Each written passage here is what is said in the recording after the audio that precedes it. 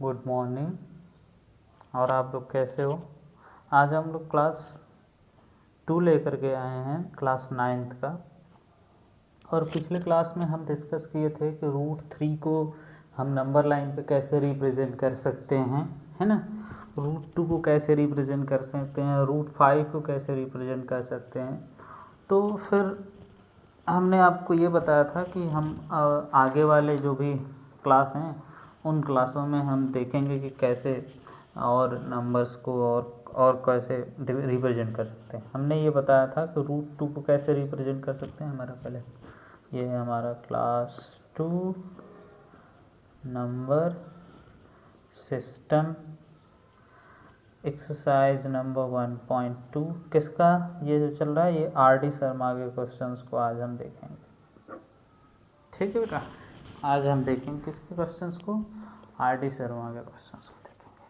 तो √2 को कैसे रिप्रेजेंट करते हैं नंबर लाइन पे, √3 को कैसे रिप्रेजेंट करते हैं, √5 को कैसे, ये सब हमने पिछले क्लास में प्रीवियस क्लासेस में देख चुके हैं। प्रीवियस क्लास में हम इनको देख चुके हैं।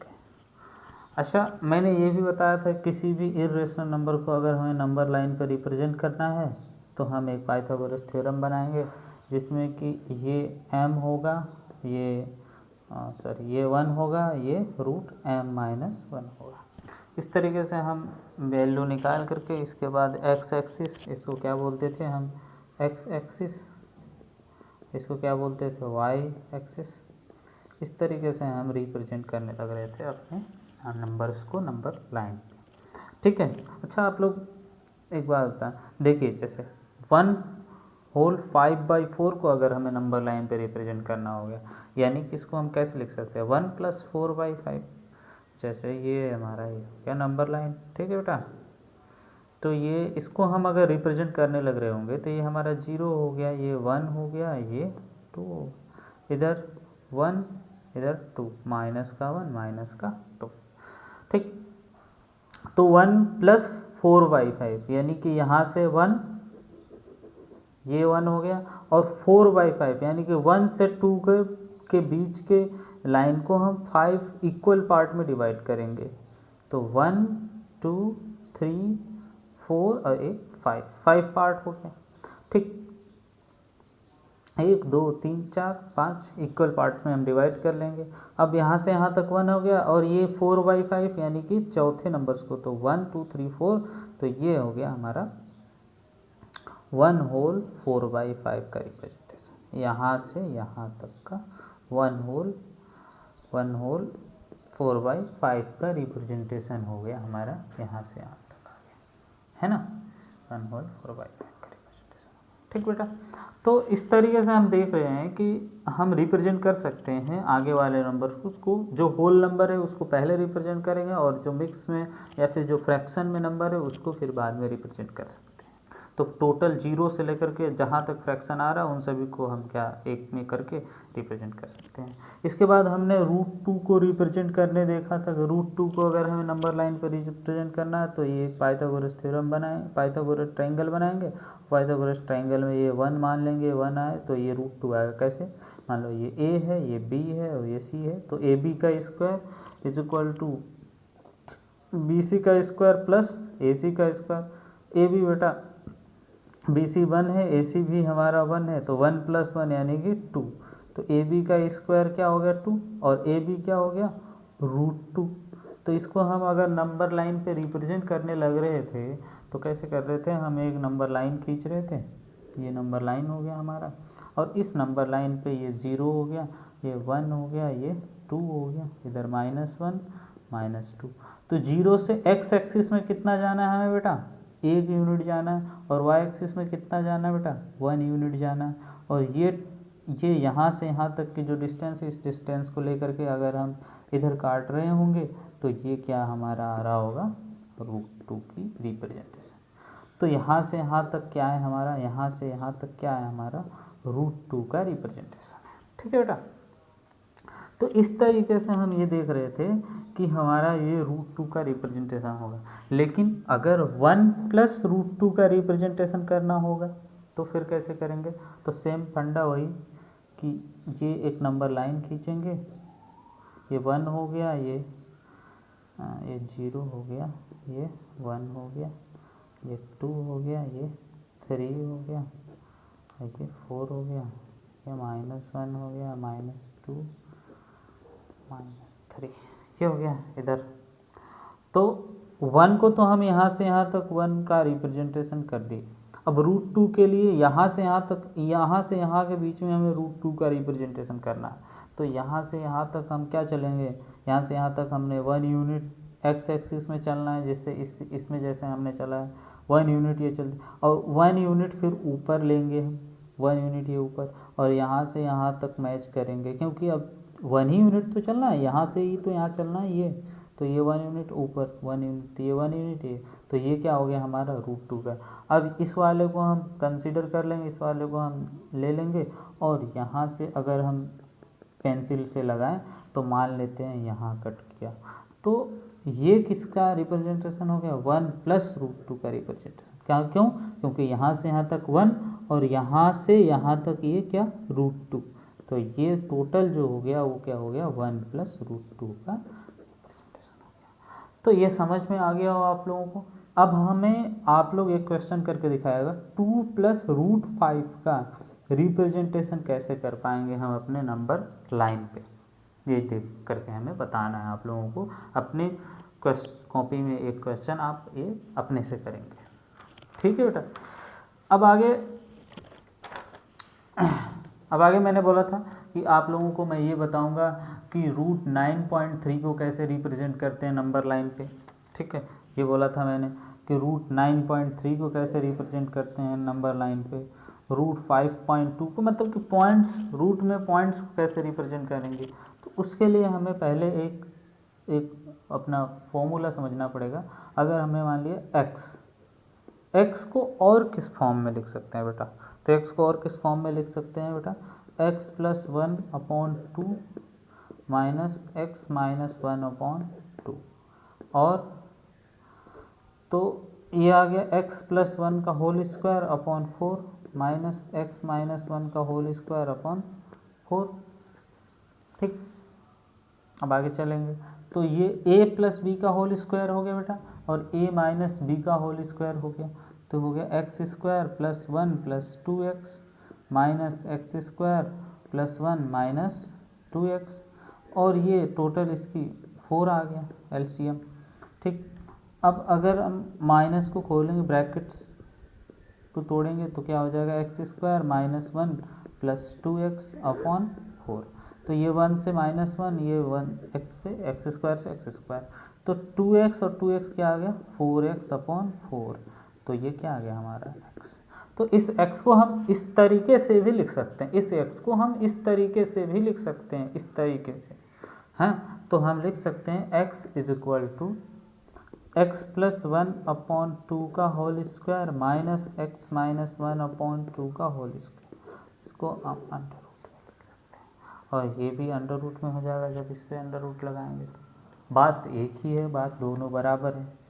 अब इससे हमें ये कॉन्सेप्ट मिला कि हम रूट वाले को कैसे रिप्रेजेंट कर सकते हैं, ठीक है बेटा। तो देखिए, हमें रिप्रेजेंट करना √9.3 को कैसे रिप्रेजेंट करेंगे नंबर लाइन पे, नंबर लाइन पे √9.3 को कैसे रिप्रेजेंट करेंगे, ठीक। तो फर्स्ट स्टेप क्या है इसमें, देखिए 9.3 में 1 ऐड करो, 10.3 आ गया, 10.3 आने के बाद 10.3 आ गया, ठीक है, ध्यान से देखना। अब 10.3 आने के बाद हमें एक 10.3 की लाइन खींचनी होगी, 10.3 की लाइन यहाँ से यहाँ तक। अब 10.3 का क्या कर देंगे हाफ, तो ये क्या हो जाएगा 5.15। अब यहाँ से इसका भी हाफ करेंगे, अपने सर्कल से प्रकार से हाफ कर लीजिएगा, तो ये मान लीजिए यहाँ पे आ गया, ये वैल्यू यहाँ से यहाँ तक क्या आ गई आपकी 5.15, ठीक। अब 5.15 आ गई, समझ में आया क्या कर रहे हैं, पहले 9.3 में +1 कर रहे हैं, हमारा आ जा रहा है 10.3। अब 10.3 में 10.3 को 2 से डिवाइड कर रहे हैं, तो क्या आ गया 5.15। इस नंबर लाइन को 2 पार्ट में डिवाइड कर देंगे तो ये आधा आधा 5.15 ये हो गया, 5.15 ये हो गया। फिर क्या करेंगे, एक हाफ सर्कल बनाएंगे इस रेडियस को लेकर के। ये हाफ सर्कल यहाँ से यहाँ तक हमने बना लिया, ठीक। अब ये 5.15 में से एक कम कर लेंगे, 5.15 में से 1 सेंटीमीटर कम कर लेंगे, 1 सेंटीमीटर। तो ये टोटल यहाँ से यहाँ तक क्या आ गया बेटा आपका 4.15, ये आ गया 4.15। क्या करेंगे 5.15 में से यहाँ से यहाँ तक 5.15 है टोटल में से अगर 1 सेंटीमीटर कम करते हैं तो ये 4.15 सेंटीमीटर आ गया।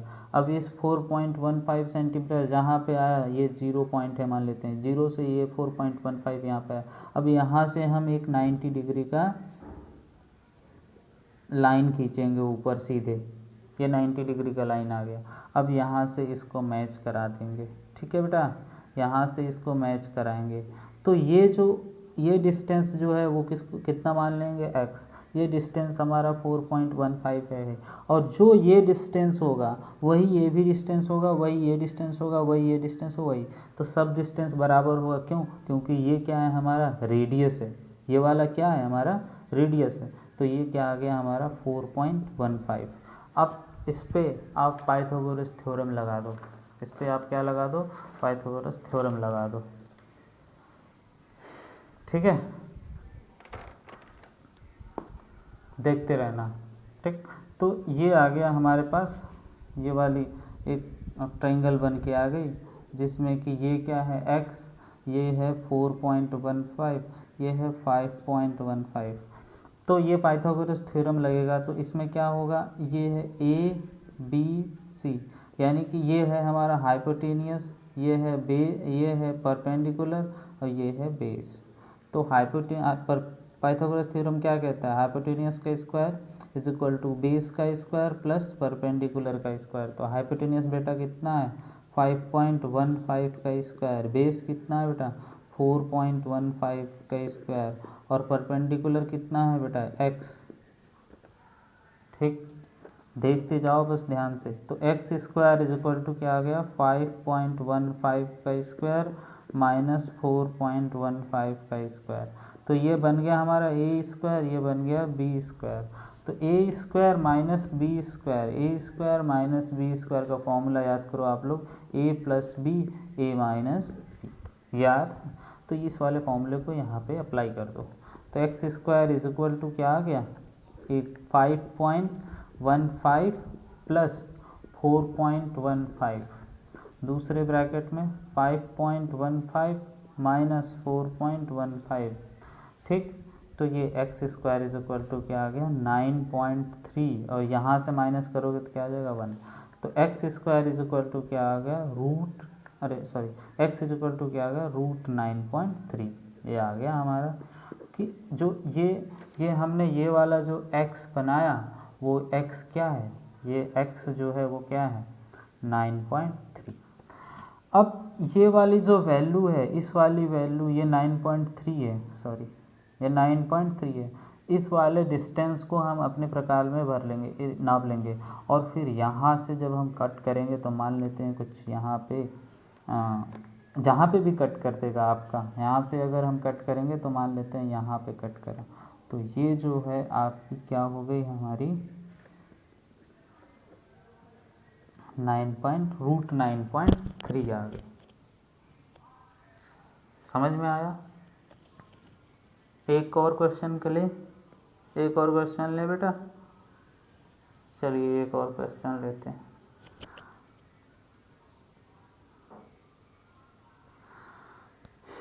ठीक है, एक और क्वेश्चन लेते हैं इसके ऊपर। हमें रिप्रेजेंट करना है √5.2 को नंबर लाइन पे, √5.2 को नंबर लाइन पे रिप्रेजेंट करना है।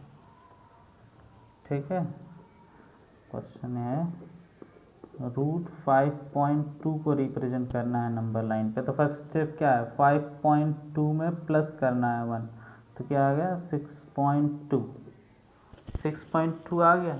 अब 6.2 का हाफ करना है, 6.2 का हाफ कर दो 3.1 आ गया, रेडियस आ गया। अब आप खींच लोगे एक लाइन सीधे सीधा, खींच लिया, और ये 0 हो गया। और यहाँ से हमें क्या करना है, सॉरी, ये सेंटर पॉइंट हो गया। ये टोटल हमारी जो लाइन है वो कितनी है, 6.2 का, इसका हाफ ये है हमारा 3.1 का।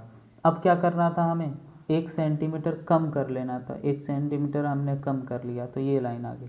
पहले हमें हाफ सर्कल बना लेना है, ये ध्यान रखना है, ठीक। अब ये 3.1 आ गया, जहाँ पे ये 1 सेंटीमीटर कम कर दिए तो ये टोटल कितना आ गया, 2.1। ये 1 सेंटीमीटर हमने यहाँ से कम कर दिया इधर से, तो 2.1 आ गया। अब यहाँ से एक 90 डिग्री का लाइन बनाएंगे, 90 डिग्री एक बनाएंगे, 90 डिग्री अपने प्रकार से बना लेंगे या फिर हाफ सर्कल से बना लेंगे। एक 90 डिग्री यहाँ पे रख के बना लेंगे, 90 डिग्री सीधे वो जहाँ पे कट करेगा वो कटिंग पॉइंट मिल गया। अब इस कटिंग पॉइंट को हमें ये 0 से मैच कर देना, अपने सेंटर पॉइंट से मैच कर देना है। तो सेंटर पॉइंट से जैसे मैच करेंगे तो ये टोटल कितना आ गया, 2.1। ये यहाँ से यहाँ तक 2.1 आ गया। और ये क्या है, ये रेडियस है 3.1, ठीक। अब हमें ये मिल गया, ये देखिए, ठीक, ये मिल गया ये। तो ये कितना मिल गया, ये टोटल यहाँ से यहाँ तक कितना है 2.1, ये कितना है 3.1, ये कितना है x, ये मान लेंगे x, ठीक। अब फिर वही सेम प्रोसेस, ये हाइपोटेनियस का स्क्वायर, तो यानी कि 3.1 का square is equal to x square plus 2.1 का स्क्वायर। अब x square is equal to 3.1 का स्क्वायर माइनस 2.1 का स्क्वायर। सॉल्व करेंगे इसको, ठीक।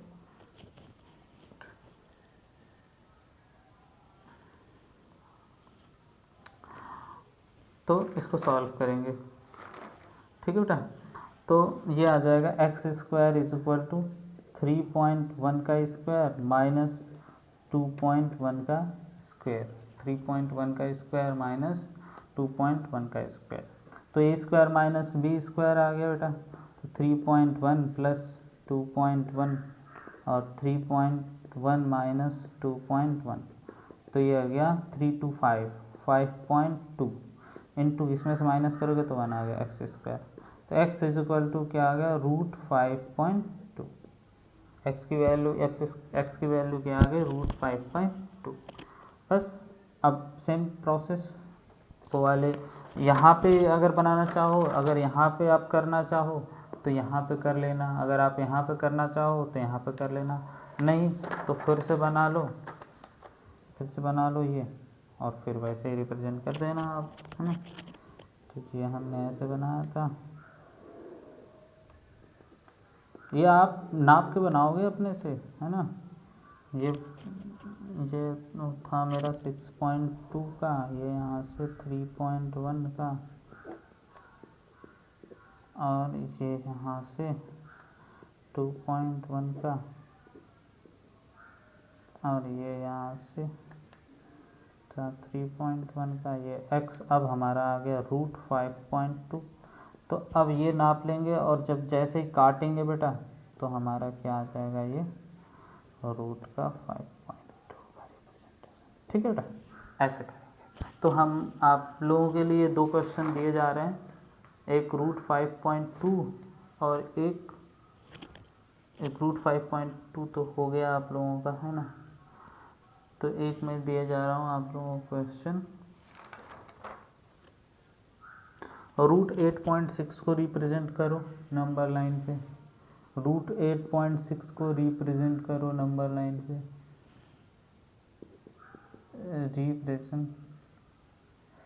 √8.6 को रिप्रेजेंट करो नंबर लाइन पे, ठीक। और बस, है ना, इतना करो, एक ही क्वेश्चन करो, और तो बस ठीक है, सब सारे और हो जाएंगे इजी, ठीक है। इस तरीके से हम देख सकते हैं कि कैसे हम नंबर लाइन पे रिप्रेजेंट कर सकते हैं और नंबर्स को। तो आगे के लिए हम थोड़ा सा आगे और बढ़ते हैं और देखते हैं कि हमने देखा था कि कुछ ऐसे नंबर होते हैं, रियल नंबर होता है। रियल नंबर क्या होता है, देखिए रियल नंबर होता है, रियल नंबर दो टाइप के होते हैं, ठीक है। रियल नंबर क्या होते हैं, ऐसे numbers, such number which may be represented on the number line is called as the real number. हमने रियल नंबर के बारे में पहले ही पढ़ रखा है कि रियल नंबर क्या होते हैं। तो रियल नंबर क्या होते हैं, such number which can be represented on the number line is called as the real number. तो रियल नंबर दो टाइप के होते हैं बेटा, एक तो होता है टर्मिनेटिंग नंबर और एक होता है non terminating number. Terminating number, terminating decimal, और तो रियल नंबर में हम देखेंगे डेसिमल के बारे में आज पढ़ेंगे, डेसिमल्स के बारे में। तो डेसिमल दो टाइप के होते हैं, एक होता है टर्मिनेटिंग डेसिमल और एक होता है नॉन टर्मिनेटिंग डेसिमल। क्या होता है, टर्मिनेटिंग डेसिमल और एक होता है नॉन टर्मिनेटिंग डेसिमल। तो टर्मिनेटिंग डेसिमल ऐसे नंबर्स होते हैं या फिर ऐसे डेसिमल होते हैं जो कुछ लेंथ तक जाते जाते, कुछ पॉइंट तक जाते जाते तक कट जाते हैं। जैसे मान लेते हैं कि 0.3456 ये टर्मिनेटिंग है, कट गया। 0.0255556 ये टर्मिनेटिंग है। मतलब कि ऐसे नंबर्स जो कुछ ही समय बाद कट जाते हैं, पूरी तरीके से कट जाते हैं, ऐसे नंबर्स को हम क्या बोलते हैं, टर्मिनेटिंग डेसिमल, ठीक है। और नॉन टर्मिनेटिंग डेसिमल जैसे 0.3333 इनफाइनाइट टाइम तक ये कट ही नहीं रहा है ना, तो इसको बोलते हैं नॉन टर्मिनेटिंग डेसिमल, ठीक है। और नॉन और देखो, और जैसे 0.3454545, तो ये भी क्या हो, चलता जा रहा है, तो ये नॉन टर्मिनेटिंग डेसिमल है। तो जो टर्मिनेटिंग डेसिमल है उनको तो हम सिंपली जैसे 0.3 को अगर हम लिखना चाहें टर्मिनेटिंग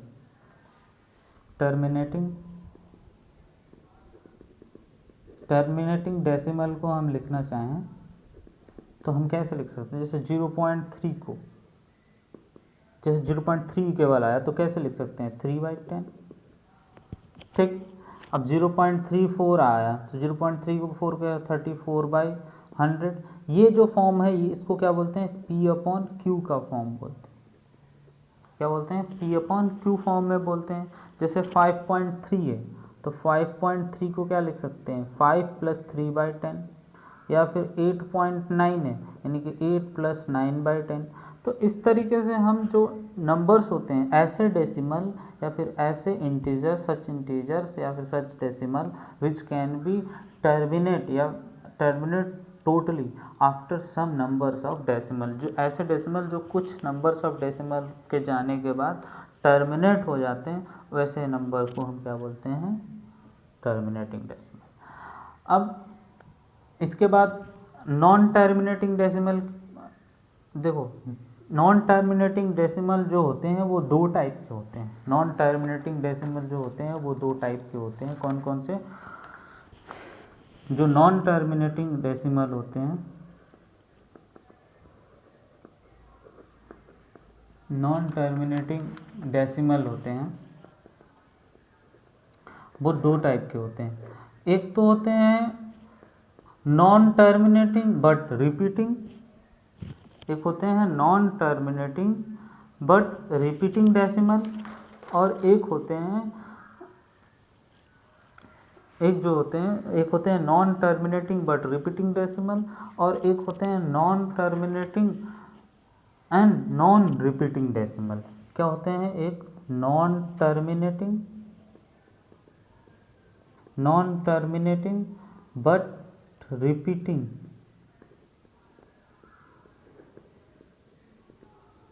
डेसिमल। जैसे 0.3 ये टर्मिनेट नहीं कर रहा है, मतलब कट नहीं रहा है, बट बार बार 3 को रिपीट कर रहा है।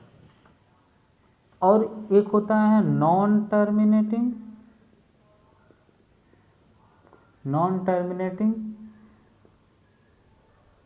Non repeating non repeating decimal, एक होता है non terminating but repeating decimal, एक होता है नॉन टर्मिनेटिंग बट, जैसे 0.3458920005, ऐसे नंबर्स जो न रिपीट हो रहे हैं और न ही टर्मिनेट हो रहे हैं और इनफाइनाइट टाइम तक जा रहे हैं। या फिर जैसे 0.34545464 और 4545, तो ये बार बार 4545 क्या हो रहा है, रिपीट हो रहा है, तो इसको क्या बोलेंगे, नॉन टर्मिनेटिंग रिपीटिंग डेसिमल। इसको हम p बाई क्यू के फॉर्म में लिख सकते हैं, बट इसको p बाई क्यू के फॉर्म में नहीं लिख सकते। तो हम इसको आगे नेक्स्ट अपनी क्लास में देखेंगे कि कैसे हम इनको p बाई क्यू के फॉर्म में लिख सकते हैं, कैसे इनको p बाई क्यू के फॉर्म में नहीं लिख सकते हैं। तो इसके आगे हम लोग आगे नेक्स्ट क्लास में देखेंगे। और आप लोग जो ये क्वेश्चंस जो मैंने कराए हैं अभी 0.5 0.3 को, इसको 2 से 3 बार देखने की कोशिश कीजिएगा और समझने की कोशिश कीजिएगा, और जो समझ में ना आप मेरे से पूछ लेना, ठीक है। Okay students, God bless you, as always, all is well, bye, good bye.